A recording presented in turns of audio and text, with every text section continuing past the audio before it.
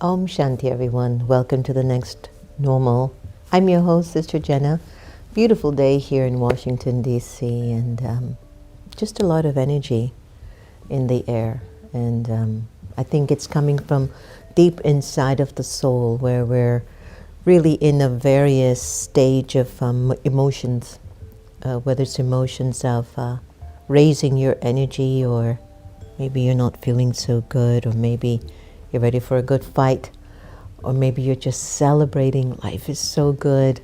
I've gotten so many text messages after the results, and it's a good day, it's a good day. And so many people have been just jumping for joy. And there are quite a many too who are just devastated. And I thought to myself, where's the balance here? You know, what is this all about? When I wake up early in the mornings, what we call in the Brahma Kumaris tradition, Amrit Vela. It's the Brahma Mutra. It's the early morning hours of nectar where your deepest thoughts are served, are nurtured, are taken care of. But also you're able to identify which thoughts are coming into your framing to create an obstacle, a challenge, difficulty, maybe trying to put you in a space of sorrow. In the early morning hours though. Why in our tradition of the Brahma Kumaris it's so important to wake up before everyone else is that you have Baba's complete attention where you're located. He can give you complete attention, but you can feel the energy of yourself early in the mornings. And you can also see, you have the ability to also see into the future when your mind is clear and you don't have a lot of experiences of the day yet. You have awakened from your rest and you're focusing on the soul. I'm a peaceful, pure, powerful soul. That is me. I'm not that right now, but that's who I am thinking and speaking and making decisions to become again, because it's the inevitable. I will become it. We all will. Whether it's through tragedy or through love, we will get back there. So this morning I started to just percolate about history. As you can see, you know, the US and the world will change a lot. After January 20th, it's already changed in the US. A lot of the people in this previous administration are now going to be relocating, looking for new job assignments, moving into different fields perhaps, or careers, or maybe just decompressing from the intensity of the last 3 months. People have a variety of reasons why things are happening, but really my conversation with you today, it's time for a spiritual revolution. I just kept talking to Baba this morning, you know, and I said, just tell me, show me signs of anyone who created a coup or thought about some sort of a change in their culture, in their country. I'm talking about those who've been very peaceful, value-based. I'm going to give, for example, Jesus, Mahatma Gandhi, Martin Luther King, these freedom fighters. Why were they all killed, crucified? They never told you to pick up arms and go after your neighbor. They never told you to hurt your family member who's blue. They never waged a war. Martin Luther King didn't tell black or white people, get your rifles and your guns now, this is it. Take over America. His weapon was words of truth. Martin Luther King's weapon, Jesus' weapon, they were of truth. They asked you to work together, to share power. And as I spoke to Baba today, I said, Baba, what is it about power that reaches such a state that you become numb to the feelings of those who don't have the level of power that you have. Like, let's say you're in a family and let's say you're the mother and you have all power in the house and nobody can talk to you. Or if you're the husband and you're the king of your kingdom there, nobody can say anything or have an opinion because you're in charge. Or let's say if you're in a relationship and you have some good ideas too, and you want to share your good ideas because it's helping the family to grow and build strong. You're like, no, your opinion doesn't matter, just be quiet, shut up. Or if you're in your country, your present day country, the people who are extremely affluent basically run that country. They have dominion over that country. And you've seen it historically. Just look at history. Poverty doesn't end, despite how much wealth people have. It hasn't ended. And the 1 to 4% of people in the world with so much money, if it's distributed and used in a way to educate and uplift people, there'll not be one person on the planet that will suffer today. But it's not happening.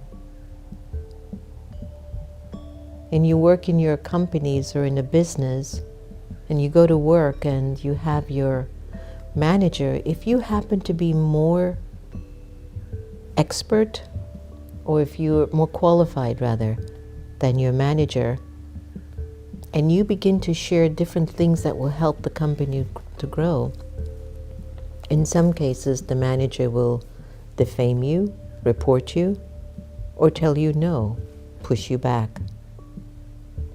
Just look at history. Look at what the Jews went through in Germany and Poland. Look at what Africans have gone through throughout the United States. Look at what immigrants have been through historically.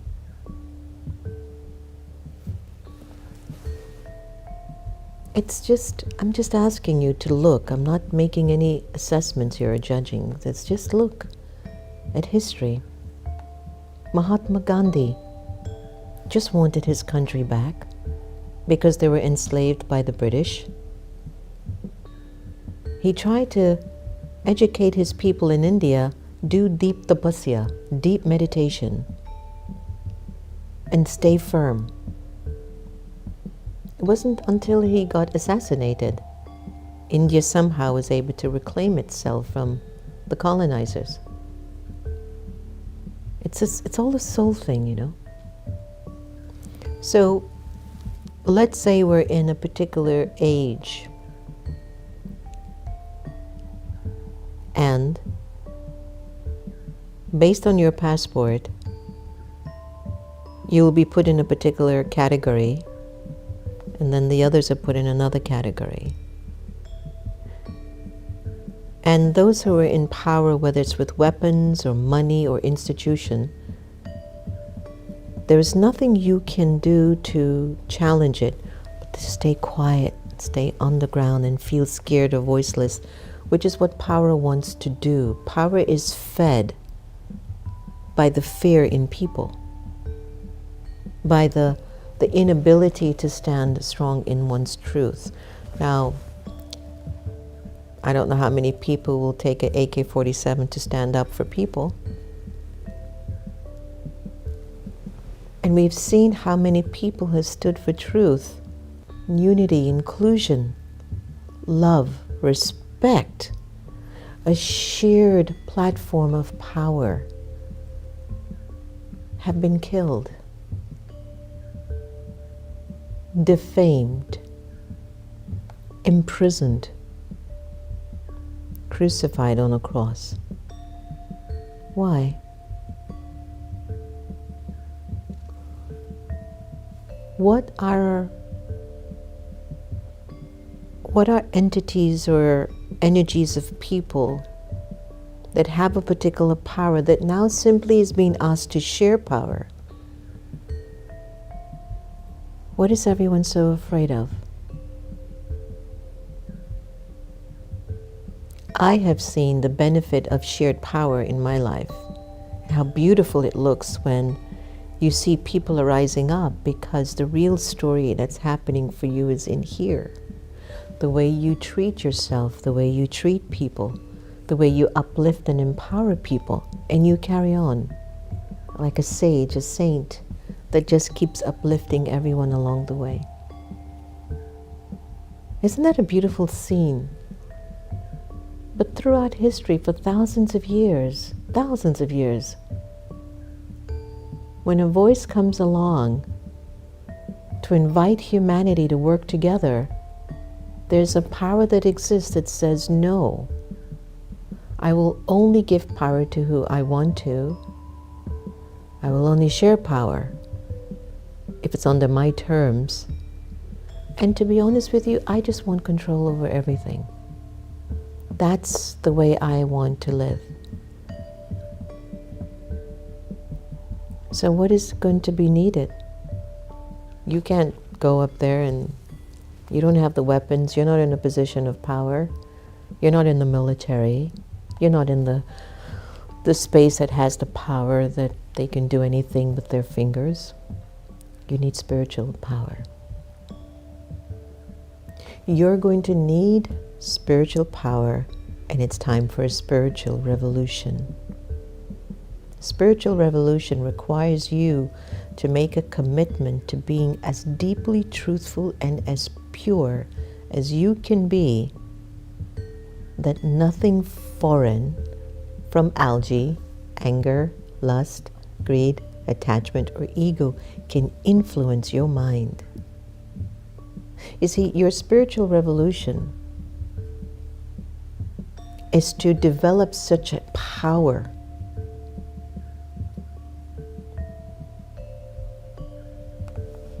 that algae that has been in control or is taking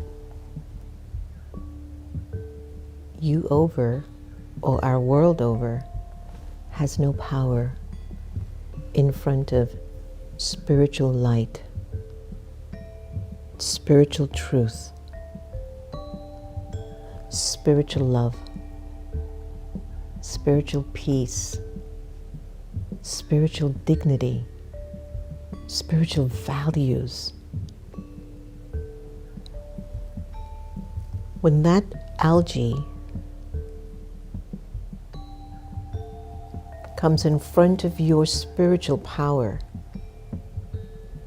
it runs because it doesn't like the light. All you do is hold up the light from within you. The light through your eyes, the light on your forehead, the light in your aura, the light on your 3 square feet of space carries your aura. And when algae comes, if you have a little bit of the influence of algae in you, it'll come after you.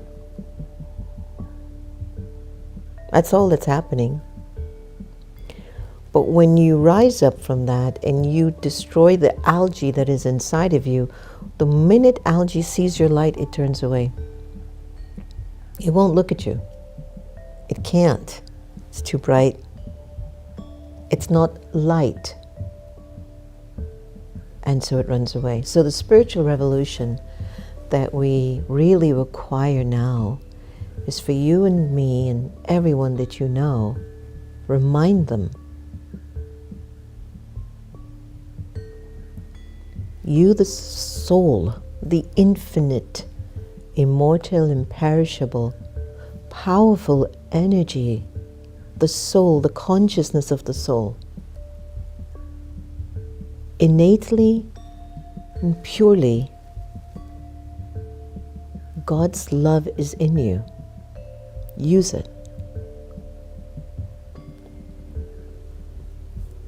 You have to tell everybody. You have to remind everybody.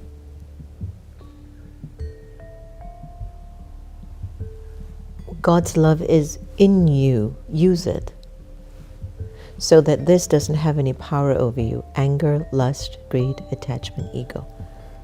It has to get tired. It has to give up. It has to concede. It has to walk away. But now, the algae has so much power that it's trying to extinguish the light. But because the light also has a little bit of the mixture of algae, it fluctuates, it shakes, you shake. Your money is being tested, your relationship is being tested, your health is being tested, your mind is being tested. You don't understand why, what, how is this happening? Your environment is getting tested. Your neighbors are getting tested. And you shake because you still have some attachment in you. You still have some ego in you. You still have some ego. So it still thinks it has power over you. You still have a little jealousy, competition, comparison, criticism, the 3 C's. It's still in you. So the algae still gives it its shot and you get beaten down and then. So the spiritual revolution, every single day when you wake up, first thing, consider yourself a soul. I, the soul, am speaking to you through these lips. I, the soul, am looking at you in the camera through these eyes. My soul is talking to you, not my body. I'm moving my body now to be comfortable on the chair, but it's the soul that's doing it. I, the soul, am moving my hands. I, the soul, this immortal, eternal, imperishable, pure and powerful being of light, God's creation, with God's love flowing through me. The soul is talking to you. I'm just in this physical body, but it's my soul that is having a relationship with you. But if you're not soul conscious, she's a woman, she's brown, she wears a dress, she's on this channel, she lives in this country, she does that. And that's where algae will keep attacking and testing you. But it's my soul that's talking to you. It's the spirit within me, the energy that never dies. The energy of the soul never dies. Its energy, it changes based on what you feel. So I am begging people in the world out there, stop feeling pain and suffering. It is weakening you. We've been seeing pain and suffering for thousands of years. It weakened us to such an extent we became slaves to a system. So the first step, consider yourself a soul. It is you, the soul, that is listening to me. Isn't that amazing? Your soul is seeing me. Your soul, based on your soul's experience throughout time, you're catching something that belongs to you, something that you believe in, and you're resisting something that you don't want to accept. Both experiences are valid. The second step, when you're in your soul conscious awareness and you're beginning to experience all over again the essence of who you are, that spiritual being that you are, then call God's energy into you. Then say, Baba, come and sit next to me. Baba, you're love. You're the ocean of love. You're the ocean of peace. You're everything. You are the cure for everything. Where is God when somebody's being abducted? Where is God when there are bombs being released on countries? Where is God when couples are living in a home and being abused? Where's God when you are stealing money from your best friend or a relative? That energy is not in your consciousness at that time. Where is God when you think a particular race or gender is less valuable than you? God is not in your spirit. You're praying, but you're praying that God belongs only to my Christianity, only to my Islam, only to my Buddhism, only to my Hinduism. You are owning God in your religion and God is watching you. I never said that. You can't squeeze me in your belief. You can't squeeze me in a religion. You really are reducing me to that? And so when you remember God as this energy of light, this pure energy, this pure power, the ocean of vibrations, it's a thought feeling. I'll give you an example, and if Santosh can put a picture of Baba on the screen. If you think of somebody who gave you sorrow, you feel the sorrow from that person. If you think of Baba, this light, this being of energy, where we go back to when we die, or when the soul leaves the body rather, when you think of Baba, and then Baba's ocean of love and ocean of peace and ocean of purity flows into you. This is a spiritual revolution. This is what we need. We need a connection between I, the soul, and that supreme energy. When you get up in the morning, the first thought is this. Every hour in the hour, you practice 30 seconds of this remembrance. When you're eating, you stay in this connection and some connection to God. Before you go to bed, you talk to Baba and then fall asleep. It's spiritual revolution. Thank you. Because what you're doing, your light that you're receiving from Baba, that supreme being, this just cannot face the light. So maybe this is a conversation of spiritual revolution part 1. That's what the world needs.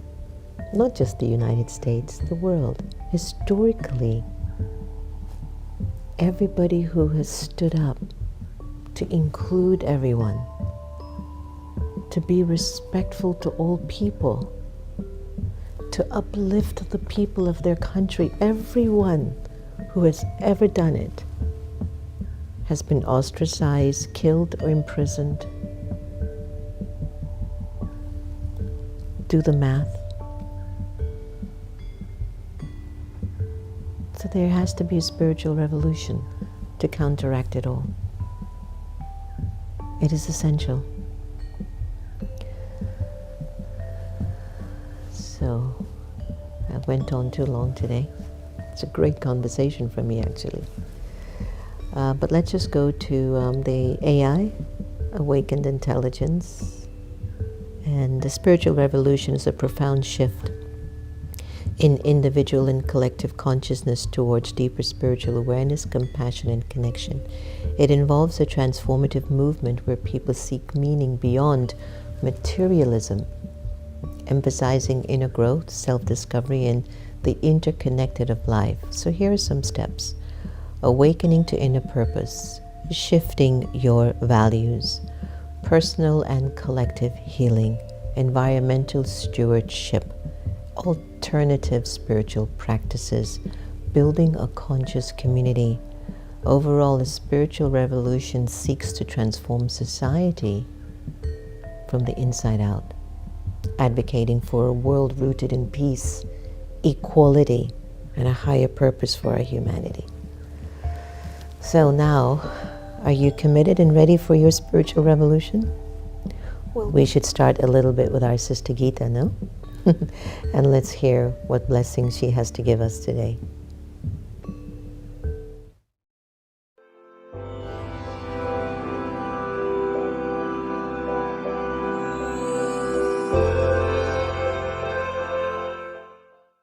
Reflection on self-healing. I give myself time and space. I let the external rubbish fall away, and I look for the original beauty of my own inner being. In silence, I discover the original, pure, loving being that I am. Seeing my original purity, I begin to love myself. I value and respect myself. I hold this vision of my original pure state of being. Acknowledging and honoring this, I also accept the mistakes I have made and the weaknesses that I have had. Now, with courage and determination for transformation, I let go of the things of the past. As I allow them to dissolve and fade away, I can forgive myself. I am able to have mercy for myself. I forgive. I let go, and I can forget.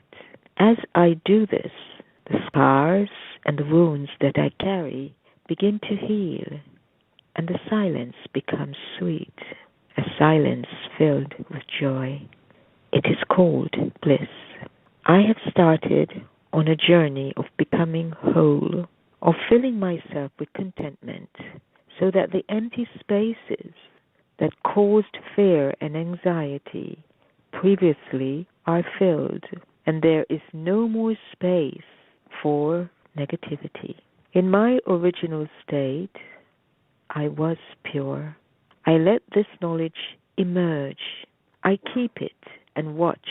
I watch guard over it, so that nothing can touch this beauty and purity again. I hold love in my heart for this original pure state of being, and I resolve to use it in my life as much as I can from now on.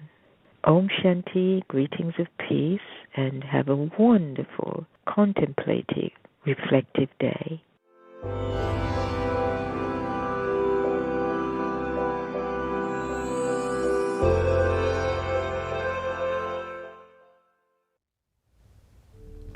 When there is self-healing, it is a spiritual revolution. Today's Avyak signal, the basis of success in service is renunciation and tapasya, deep love for God. To belong to the One Father and to feel this love belonging to all, now practice to have this feeling every moment. To be able to mold yourself according to the time, situation, and person is to remain constantly easy in benefiting the self and benefiting others. To create your elevated awareness according to the circumstance and the time, that is, to be able to humble yourself and mold yourself, that is renunciation. You receive success through your renunciation and tapasya. Interesting, huh? Deep practices. All right, everyone. Did you like the conversation today? I feel like I just want to do a whole hour series on that. Hi, Jasveen, Lily, Rashmi, Sonia, Sue, Chaya, Lolita, Marina, Kushali, Gigi, Nimesh, Anita, Joanne, Deepika, Jenna, and Jackie. Jackie, I'll see you next week in California. I hope you got the information already. So, when you physically can't do anything outside, because whether it could be your government, your country, your husband, your wife, your mother-in-law, your job, your boss, They seem to have more control over you. You have to raise your vibrations. You have to. The soul is immortal. The soul is powerful. But it will only remain powerful if you have a deep connection to Source, to the Divine, to God. It's essential. It saves you. It saves you. It saves you from unnecessary emotional ups and downs. It will empower you. And sometimes with people, if there's an absence of light in a person who comes in front of a person who's living their spiritual revolution, it could impact a change in them. If I'm changing with God's light in me, it might change another person. And they start to change with God's light. It's time for spiritual revolution. All right, have a beautiful day today. Thanks so much for joining us, especially those who have been with me from we started. Thank you. May you inherit $1 million. Oh, how I wish I could help each and every one of you in many ways. But yes, my pure feelings and pure wishes are there. So just keep up, keep going. Fight now your spiritual revolution. You're now on the battlefield. You've got to make your inner world so powerful. So powerful. You got to be so positive and so optimistic. Because the moment you get depressed or downhearted, algae's winning. Keep practicing to love everybody the same. Take care.